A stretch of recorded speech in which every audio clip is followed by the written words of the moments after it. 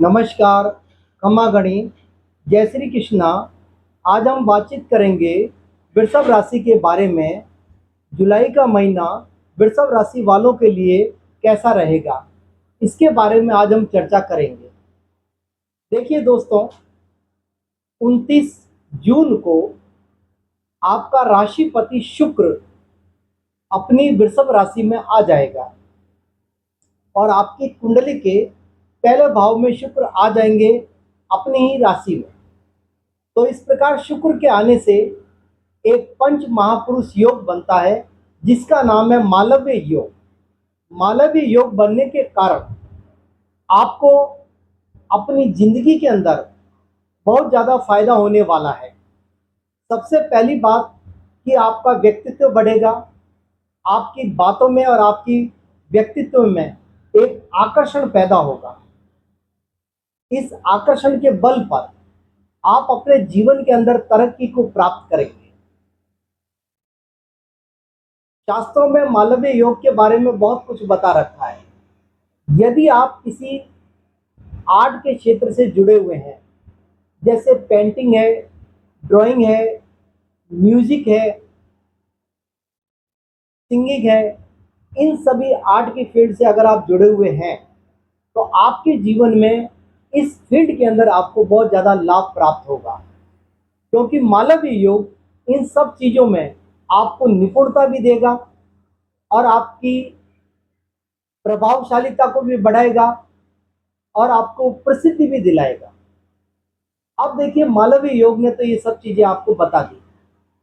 अब मालव्य योग के कारण ही आपके परिवार के अंदर आपके रिश्ते बहुत ज़्यादा मजबूत होंगे और सबसे इम्पोर्टेंट बात यह है कि आपके अपने जीवन साथी से बहुत अच्छे संबंध बनेंगे। आप दोनों के बीच में बहुत अच्छी बॉन्डिंग रहेगी और इतनी बढ़िया बॉन्डिंग रहेगी कि आप खुद आश्चर्य करेंगे कि जुलाई का महीना बहुत अच्छी बॉन्डिंग में गुजरा।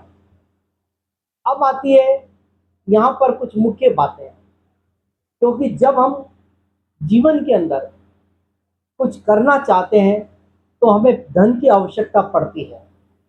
तो अब यहाँ पर मैं धन की स्थिति को दो रूपों में ही देखूंगा, आपकी नौकरी और आपका व्यवसाय। दो ही चीजें आती हैं। तो नौकरी के लिए अगर मैं देखूं तो 13 जुलाई को शनि वक्री हो जाएंगे और आपकी वृषभ राशि से शनि आपकी कुंडली में नवम भाव और दशम भाव के स्वामी हैं, यानी भाग्य और कर्म भाव के स्वामी हैं। जब भाग्य और कर्म भाव के स्वामी अभी लाभ भाव में बैठे हैं और वक्री हो गए तो ये 10th हाउस की तरफ यानी कर्म भाव की तरफ आने लग जाएंगे। ऐसी परिस्थिति में आपके जीवन के अंदर आपके कार्य क्षेत्र में आपका प्रभाव बढ़ेगा।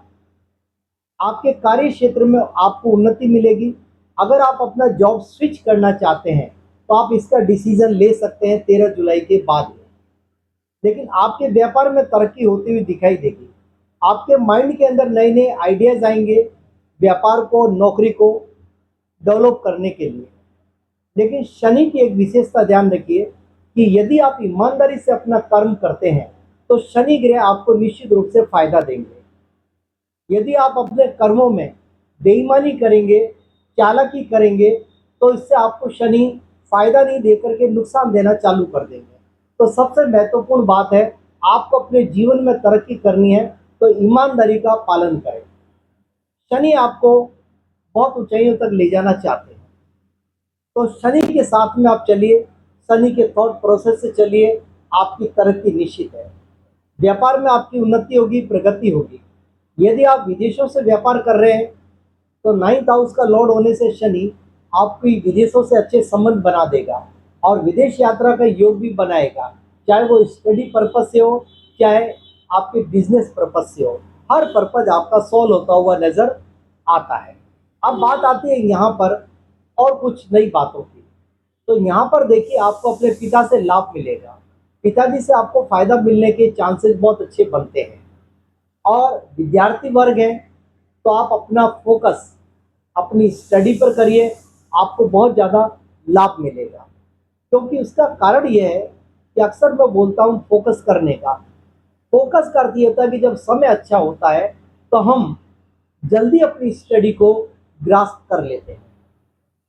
वरना हम एक चीज को 5-5 6-6 बार पढ़ते हैं, तब जाकर के हमारे को समझ में आता है। लेकिन गुड टाइम, गुड ग्रास्पिंग, इस बात को हमेशा ध्यान रखिए।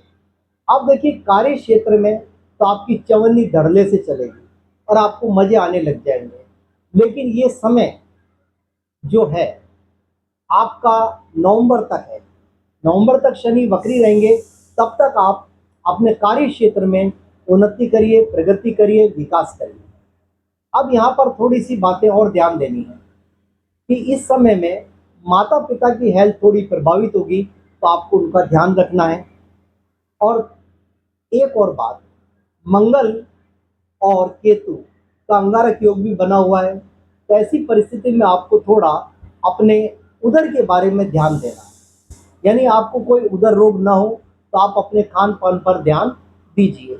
आशा करता हूँ कि आपके लिए ये जुलाई का महीना बहुत ही सौभाग्यशाली, वैभवशाली और उन्नतिशाली होगा। अंत में मेरा आपसे विनम्र निवेदन, मेरे चैनल को सब्सक्राइब करिए, शेयर करिए और अपने दिल से कमेंट्स दीजिए। और साथ ही साथ नीचे मेरे व्हाट्सएप नंबर दे रखे हैं, उस पर आप अपनी डिटेल, जैसे आपकी डेट ऑफ बर्थ है, birth time and birth place लिख करके कोई भी एक क्वेश्चन जो आपको अच्छा लगता है, आप मेरे से निःशुल्क पूछ सकते हैं। धन्यवाद।